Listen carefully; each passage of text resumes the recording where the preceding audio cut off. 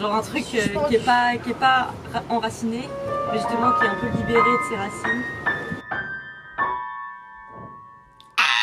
Le collectif Hors Sol, c'est vraiment un regroupement de gens totalement différents, qui viennent d'univers différents. Et en même temps, on a quelque chose de très commun, parce que déjà, ce qui nous lie, je pense, beaucoup, tous, c'est notre amitié. Réaliser un festival, c'est pas une tâche facile. Là, c'est un petit peu tout fait maison, tous ensemble, on est très soudés, c'est un groupe qui marche bien. Le premier concert est plutôt dédié à la musique classique et contemporaine, entre des compositeurs de l'époque romantique qui sont peut-être un peu moins connus et moins mis en valeur aujourd'hui, et des compositeurs qui sont plus récents mais qui restent quand même très abordables à écouter. C'est ça aussi qu'on a envie de faire pour ce premier concert, c'est de montrer que ces musiques-là se répondent merveilleusement bien. Pour le deuxième concert, on a un quintet de jazz avec basse, guitare, batterie, trombone et saxophone. Donc ça va être un super mélange entre le jazz un peu plus traditionnel et des compositions récentes.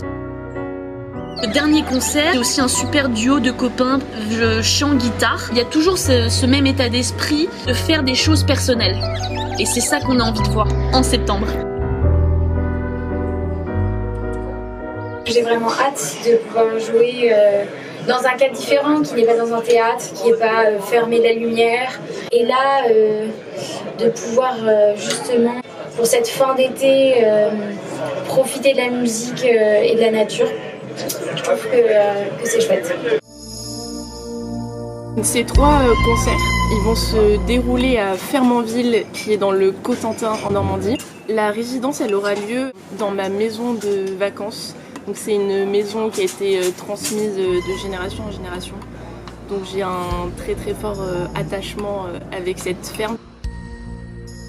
Les concerts du coup seront donnés dans le fort du Cap Lévy.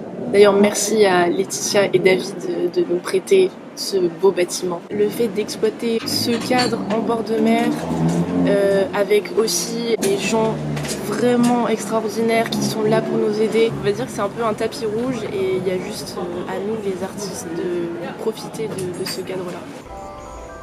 Tanine, pourquoi tu t'es embarquée dans cette aventure ?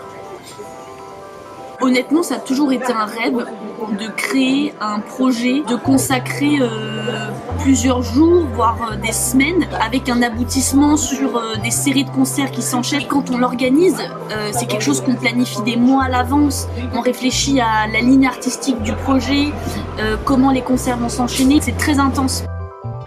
Qu'est-ce que tu dirais à des gens pour qu'ils investissent dans ce festival ? Je dirais que c'est important de soutenir pas que les formes traditionnelles justement, et de soutenir les jeunes en fait, parce que finalement le milieu il est saturé et je pense que c'est que en créant nos propres initiatives on arrivera à faire quelque chose de qui nous plaît, mais aussi d'intéressant en fait finalement, parce que refaire ce qui a déjà été fait c'est pas vraiment nécessaire. Ce festival requiert une logistique énorme et donc c'est pour ça qu'on a besoin de votre soutien, d'autant plus que les subventions publiques se font de plus en plus rares. Mais nous espérons y arriver. Et évidemment, on aimerait bien vous voir en Normandie, partager un concert, partager un moment, partager un verre aussi après le concert, pouvoir échanger. Le programme de ce festival, en toute modestie, il est extraordinaire.